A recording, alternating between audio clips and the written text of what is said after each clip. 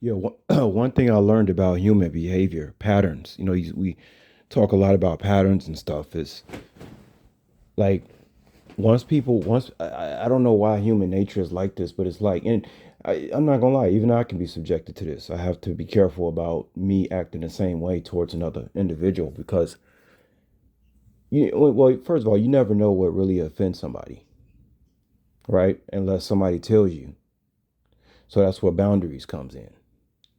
But one thing I noticed, we talk about these lessons and stuff in the past is lessons I've learned from the past is that once people think you need them for it could be for anything, man.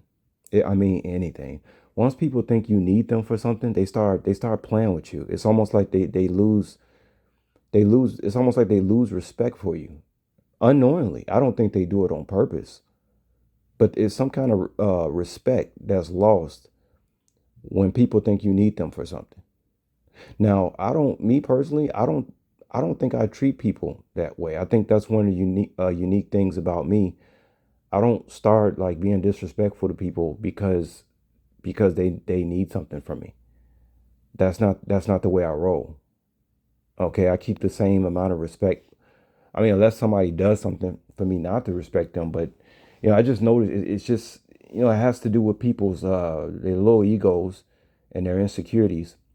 And it's kind of like they wait for an opening, they wait for an opportunity, a hole, a leak to get in there and start playing around with you, screwing around with you and stuff. And you gotta let people know you're not you're not to be screwed around with like that. Like don't screw around with me like that.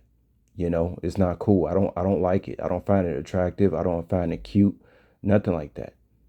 Me being a strong individual, obviously I'm looking for other strong individuals to be around. People who not just looking for an opportunity, you know, uh, to get in there and start screwing with you and stuff. You see what I'm saying? Um, but that's, talk about these lessons. That's something I learned about people. That's why I enjoy my isolation. Because when people don't know nothing about you, and when people know that you don't like need nothing from them, it's like a boundary there. It's like an automatic boundary there.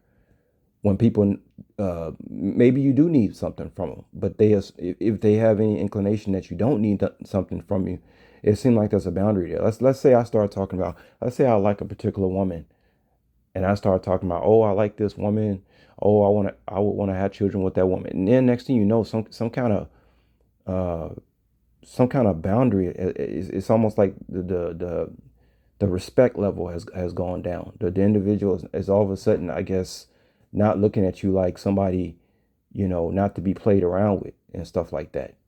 And there has to be boundary even between boyfriend and girlfriend, people you meet, husband and wife. There has to be boundaries. You have to let people know when they're crossing your boundaries, no matter who it is. But once again, just to end it, that's why I enjoy being to myself so much, because you don't have to be checking people. You don't have to be worrying about nobody getting you confused, getting you twisted. You start treating people nice, showing them attention. You know, whatever you're doing, you might be posting on their channel in any kind of way, and just all of a sudden they just think that they can do certain things with you. You see what I mean? That's what we're talking about here.